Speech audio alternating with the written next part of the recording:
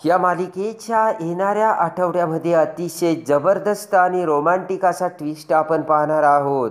आणि त्यामध्ये आता मलिकाचा खोटारडा चेहरा आणि मलिकाने आता ज्वेलरी शॉपमध्ये रचलेला डाव CCTVच्या एकाच पुराव्याने आता समोर आणून स्वानंदी कसा धमाका उडवते.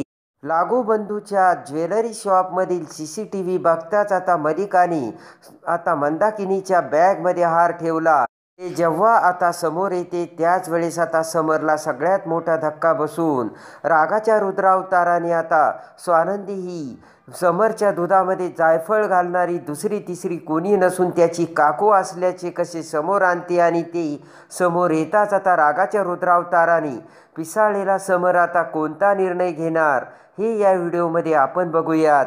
त्यामध्ये आता स्वानंदी आणि अदिरा दोघींचंही लग्न होऊ नये यासाठी मलिका आणि अंशुमन डावामागून डाव खेळत असतात.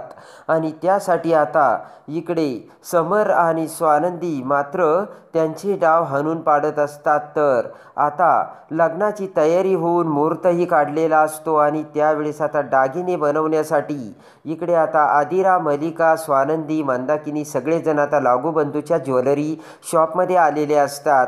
आणि तिथे येता क्षणी आता पटकन सगळेजण दागिने बघू लागतात. मलिकाने त्यावेळेस आता मोठा प्लान रचलेला असतो. आता सगळेजण दागिने बघत असताना मलिका मात्र सगळ्यांचा डोळा चुकून एक हिऱ्याचा हार उचलते आणि पटकन तो हिऱ्याचा हार मंदाकिनीच्या बॅगमध्ये तिने ठेवलेला असतो. आणि त्यानंतर आता सगळे दागिने सिलेक्ट करून सगळेजण जेव्हा आता त्या शॉपमधून बाहेर पडायला लागतात त्याच वेळेस आता मॅनेजर मंदाकिनीला थांबत म्हणतो की एक्सक्यूज मी मॅडम, तुम्ही थोड्या वेळ थांबता का, कारण आमचा हिऱ्याचा हार सापडत नाही आहे. मंदाकिनी म्हणते की अहो आम्ही कशाला तुमचा हिऱ्याचा हार घेऊ.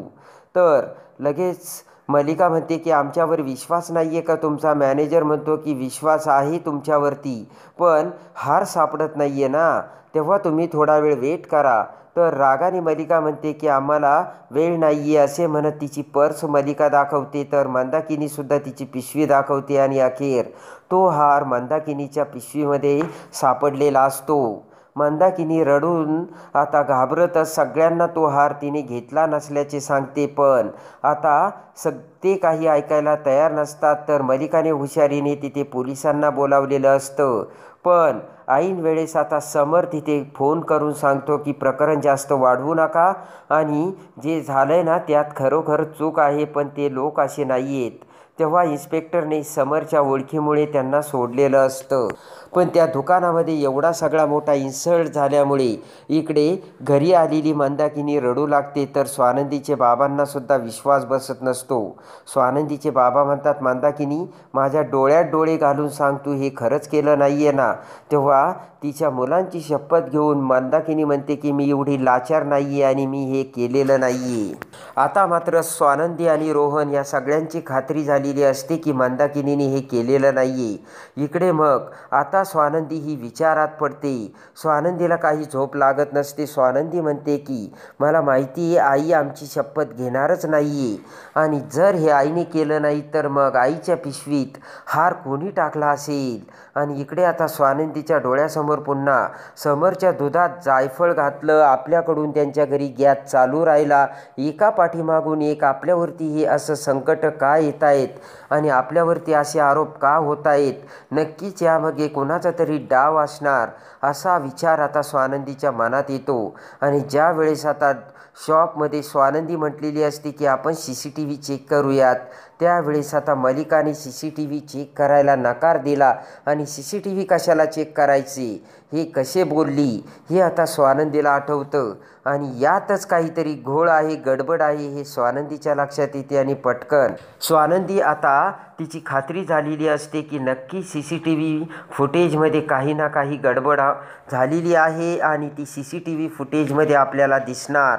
आणि लगेच आता स्वानंदी तिची पिशवी घेऊन पुन्हा लागूबंधूच्या दुकानात जायला निघते. पण त्याच वेळेस आता हुशार स्वानंदीच्या डोक्यात विचार येतो, जर आपण एकटं त्या दुकानात गेलो तर ते मॅनेजर कदाचित आपल्याला CCTV दाखवणार नाहीत, पण जर आपण समर राजवाडेंना घेऊन गेलो तर नक्कीच त्यांना CCTV फुटेज दाखवावे लागतील आणि मग जे काही असेल ते CCTV फुटेजमधून समोर येईलच.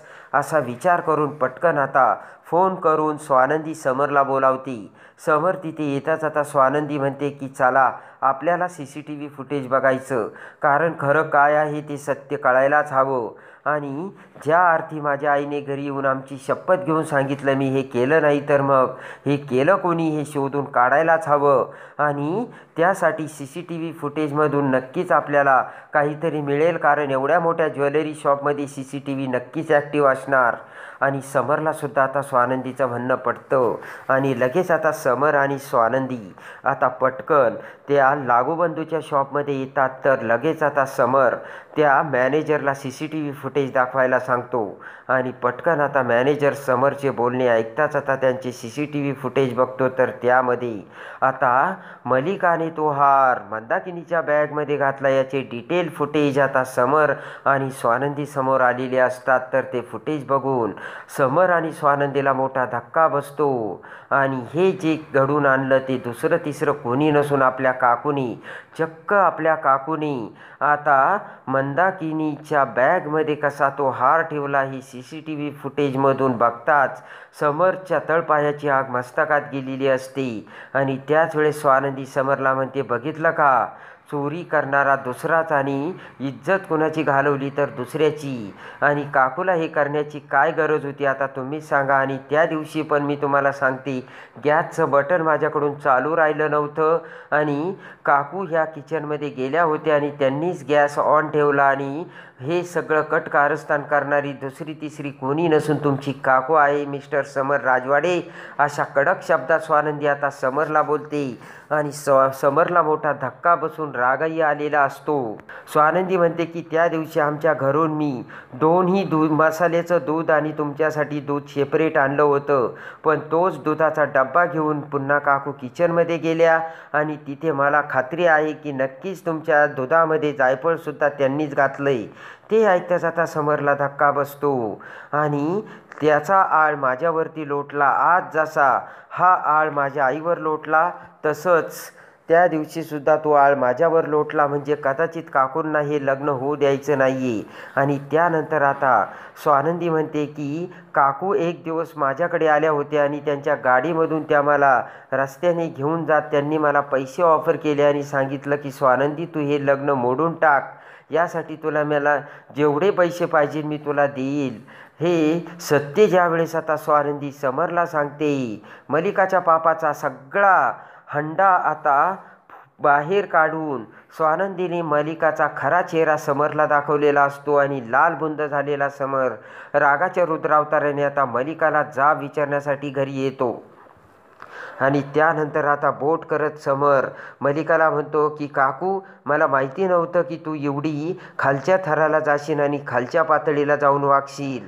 मलिका म्हणते काय झालं, तर समर म्हणतो एक शब्दही बोलू नको काकू, ज्वेलरी शॉपमध्ये स्वानंदी मॅडमच्या आईच्या पिशवीमध्ये हार ठेवला तूच ना. तर आता मलिकाला धक्का बसतो. मलिका म्हणते मी कसा ठेवू.